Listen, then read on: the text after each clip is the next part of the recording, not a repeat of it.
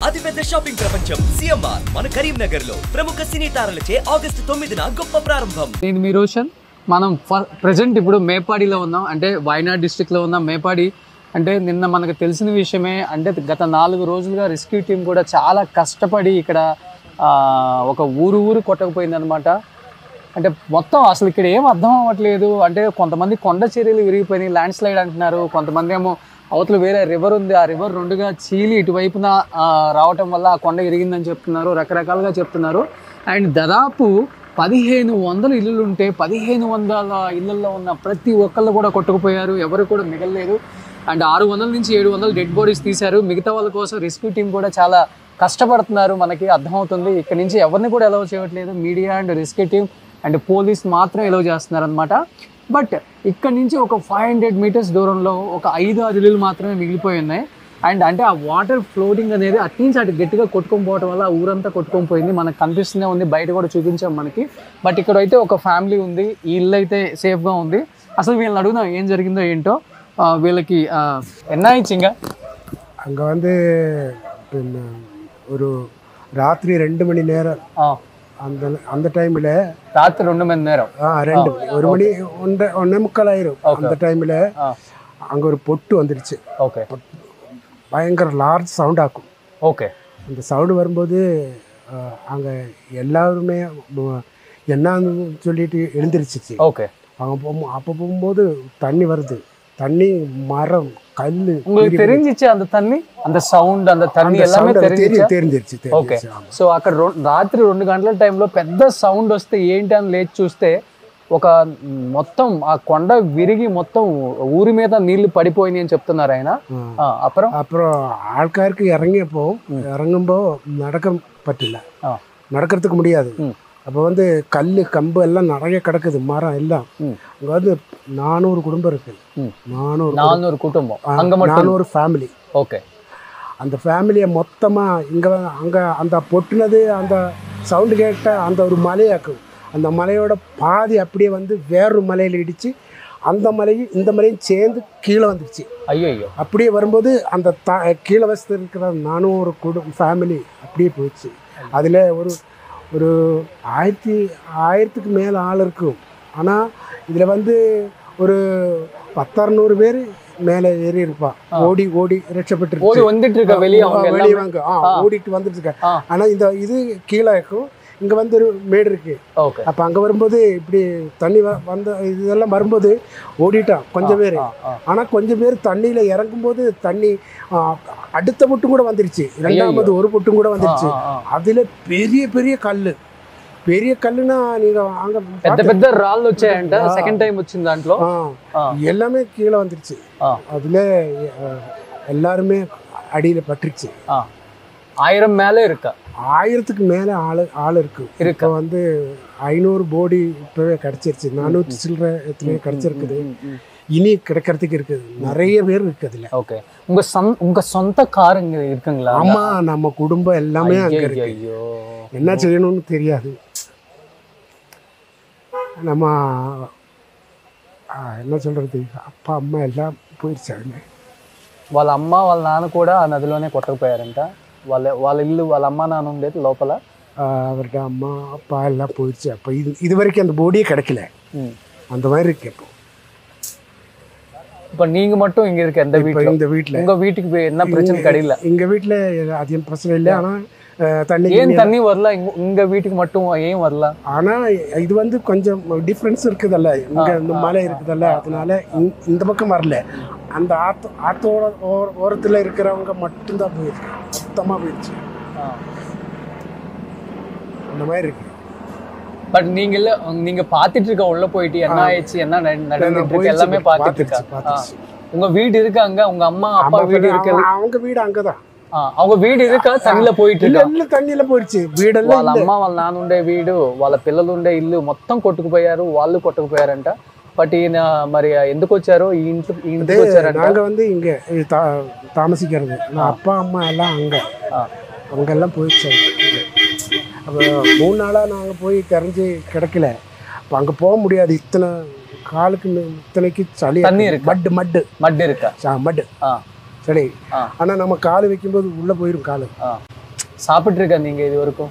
சாப்பிடுதா இப்போ தான் அவங்க கொண்டு வந்து கொடுத்துருச்சு. అవ్వదా 4 నాళ్ళు ఆయిచ్చు సాపాడు ఇల్లేమే 4 రోజుల నుంచి కనీసం అన్నం కూడా తినలేదంట. మొత్తం తెలిసిన వాళ్ళు చుట్టాలు సొంత అమ్మ నాన్న కొట్టుకుపోయారు.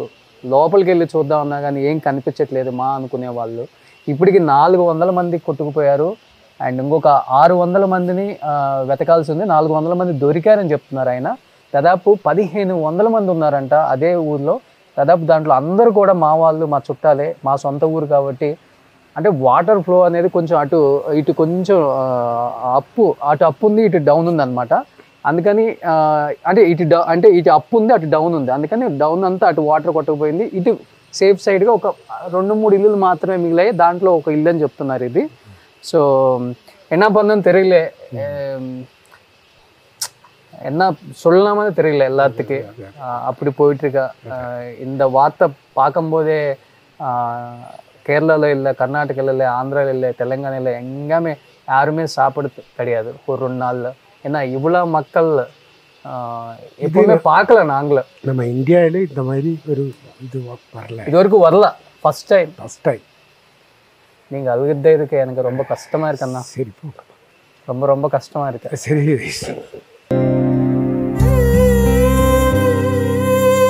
வைஃப் இருக்கா? வைஃப் மட்டும்தான் இருக்காங்க. வைஃபும் குழந்தைங்களும் இருக்கு. அப்போ அங்கேருந்து மாறி மாறி தாமசிக்கணும்ல, அதனால நம்ம மாறி மாறி தாமசிச்சாக்கும். நீங்களும் என்ன சொல்லிட்டு இருக்க? யார் இருக்கா உங்களுக்கு உள்ள? ஃபேமிலி எல்லாரும் இருக்காங்க. எல்லாமே இருக்காங்க. ஆனால் நிறைய பேர் அங்கே என் ஃப்ரெண்ட்ஸ் எல்லாம் நிறைய பேர் இருந்தாங்க. அவங்கெல்லாம் போயிட்டாங்க. ஆனால் அவங்களோட உடம்புலோட தலை மட்டும்தான் கிடச்சிது. என்னோட ஃப்ரெண்டோட ஐயோ தலை மட்டும்தான். அந்த ஃபோட்டோ எங்களுக்கு வந்துச்சு. ஆனால் அவள் தலை மட்டும்தான் இருக்குது. நிறைய ఫ్రెండ్స్ పోయిட்டாங்க. ఆ అమ్మాయి కాలేజ్ మేట్స్, స్కూల్ మేట్స్ అంతా లోపలే ఉన్నారంట. కేవలం హెడ్ ఒక్కటే ఉందంట. కొంతమంది బాడీ కొట్టుకుపోయిందని చెప్తుంది ఆ అమ్మాయి. நீங்க பாத்துட்டு இருக்க உங்க ஃப்ரெண்ட்ஸ் அந்த மாதிரி ஹெட் பாத்துட்டு இருக்கா? போட்டோ வந்துருந்துச்சு, வாட்ஸ்அப்ல எல்லாம் போட்டோ வந்துருந்துச்சு. ஆனா தலை மட்டும் தான் இருக்கு. நாங்க நேத்து கூட பேசி அவ போகணும்னு சொல்லி தான் போனா. சரின்ட்டு நான் வீட்டுக்கு வந்துட்டேன். அவ போயிட்டா. அதுக்கப்புறம் அவ போட்டோ மட்டும் தான் கிடைச்சிச்சு. சும்மா தலை மட்டும் தான் இருக்கு. டெய்லி பார்த்து பேசுறவங்க எல்லாம் போயிட்டாங்க. நாங்க நினைச்சு கூட பார்க்கல இப்படி எல்லாம் வரும்.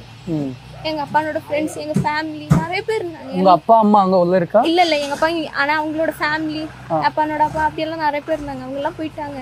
ஓகே. நாங்க மனசுல கூட நினைச்சோம் நைட் ஒரு 1 மணி இருக்கு, 1 மணி 1:45 டைம்ல பெரிய சத்தம். எங்க அங்க மேலதான் வீடு, மேல இருக்கு. நீ இல்லக்கடா சைடுல அப்படி போணும். இதுக்கு மேல దీని పైనకి వెళ్ళాలి.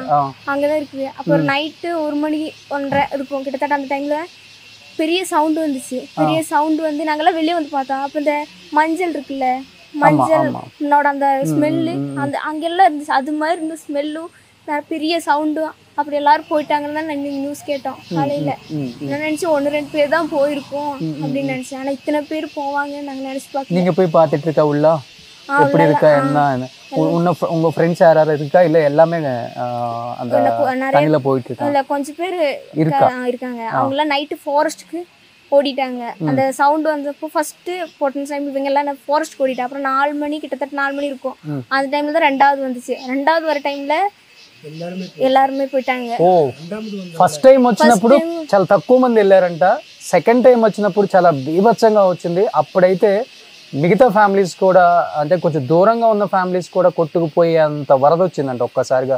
ఆ కొండ చర్యలు ఇరిగిపోయి కూడా అంత సౌండ్, అంటే గ్యాస్ పేలిన సౌండ్. அந்த ஸ்கூல்ல அந்த டைம்ல அங்கெல்லாம் யாரும் தண்ணி ஏற மாட்டாங்கன்னு நினைச்சாங்க. ஆனா அங்கெல்லாம் ஸ்கூல்ல கேம்ப் இருந்துச்சு. அந்த கேம்ப்ல இருந்தவங்க எல்லாரும் போயிட்டாங்க. நிறைய பேர் அங்க நம்ம நினைச்சு. நீங்க அங்கதான் படிச்சிட்டு இருக்கா? அக்கட சவுண்ட் இல்ல நான் மேப்பாடி படிச்சிட்டு இருக்கேன். ஆனா என் ஃப்ரெண்ட்ஸ் எல்லாம் அங்க இருக்காங்க, தெரியவங்க நிறைய பேர் இருக்காங்க. அவங்க எல்லாம் போயிட்டாங்க. அப்புறம் நான் கூப்பிட்டு பார்த்தேன் நிறைய ஃப்ரெண்ட்ஸை. ஆனா நிறைய பேர் ஓகே சேஃபா இருக்காங்கன்னு சொன்னாங்க. நிறைய பேர் கூப்பிட்டப்போ அவங்க ஃபோன் பண்ணிட்டு இருக்கா. ஃபோன் கூப்பிட்டானா ஃபோன் ரிங் அடிக்குது, ஆனா எடுக்க மாட்டேங்கிறாங்க. అప్పుడు దా న్యూస్ వంది అవங்கள పోయిட்டாங்க. సో ఆ అమ్మాయి ఇది జరిగే ముందు ఫస్ట్ టైం జరిగిన ముందు సెకండ్ టైం జరిగేదానికి మధ్యలో కూడా ఆ సౌండ్కి లేచి, అంటే పక్కనే ఉంటారు కాబట్టి చుట్టాలందరూ కాల్స్ చేసినప్పుడు కూడా ఎవరు కాల్ స్లిప్ చేయలేదంట. అండ్ అప్పుడే అర్థమైపోయిందంట వాళ్ళు మొత్తం కూడా ఊర్లు వాళ్ళు మొత్తం కొట్టుకుపోయారని చెప్పేసి. అప్పుడే మాకు కూడా అర్థమైంది ఎవరు కూడా లేదు. అండ్ వెళ్ళటానికి ట్రై చేశారు, వెళ్ళారు కూడా. అండ్ ఇక్కడ వరకు బురదలో ఇరక్కపోతున్నారంట లోపలికి వెళ్ళినా కానీ. అంటే ఇల్లులు అయితే ఏం లేవు అసలుకి. అంటే ఇంకా అలా మూగజీవాలు కానీ, కార్లు కానీ, వెహికల్స్ కానీ అసలుకి ఏది కూడా అక్కడ శాశ్వతంగా ఏది మంది కాదంటాం కదా, నిజంగా అదే జరిగింది ఈ ప్రాంతంలో మాత్రం. బట్ ఇప్పుడు నేను కూడా ఇక్కడ నుంచి వెళ్ళడానికి లోపలికి ట్రై చేస్తున్నాను. డెఫినెట్గా లోపలికి వెళ్ళి అసలు సిచ్యువేషన్ ఏంటో ఒకసారి లైవ్లో మీకు చూపించడానికి నేను చాలా ట్రై చేస్తున్నాను. ఒకసారి లోపలికి వెళ్తాను, ఎందుకంటే ఇంతవరకు ఏ తెలుగు మీడియా రాలేదు, ఛానల్ నేషనల్ మీడియాస్ అన్ని కనపడ్డాయి కానీ మనకి. ఒకసారి మనం కూడా వెళ్ళి లోపల అసలు సిచ్యువేషన్ ఏంటో చూపించే ప్రయత్నం చేద్దాం.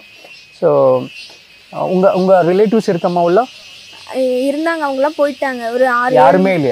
ఎంతమంది వెళ్ళిపోయారు?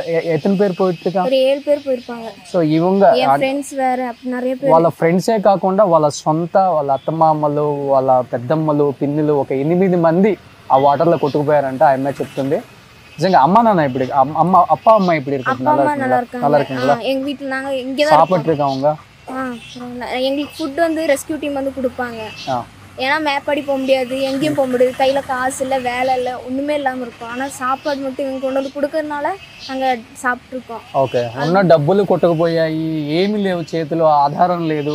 రెస్క్యూ టీం వచ్చి ఫుడ్ ఇస్తున్నారు ఇక్కడ ప్రతి ఒక్కరికి కూడా. ప్రజెంట్ ఇప్పుడైతే జరుగుతుంది అది. ఇక్కడ మా చేతుల్లో ఏం లేవు, ఉన్నాయి తెలిసిన వాళ్ళవి డబ్బులు, అంటే కార్లు, వెహికల్స్, జ్యువెలరీ, అంటే ఇంకేది లేదు, ఏది శాశ్వతం కాదు, మొత్తం పోయింది. సో కేవలం ఏదో హోప్ మీద బతుకుతున్నాం ఇక్కడ. ఎవరన్నా తెలిసిన వాళ్ళు మా వాళ్ళు బతుకుంటారేమో, వాళ్ళతో పాటు మేము కూడా బయటికి వెళ్ళిపోదామని చూస్తున్నారు. కనపడుతుంది కదా, ఇదొక ఇల్లు కనపడుతున్నాయి, ఆ ఇల్లులు కూడా పూర్తిగా పోయాయి. అక్కడ ఒక ఇల్లు మిగిలి ఉంది, ఈ 2 ఇల్లులు మాత్రం ఇక్కడ మిగిలి ఉన్నాయి అనమాట.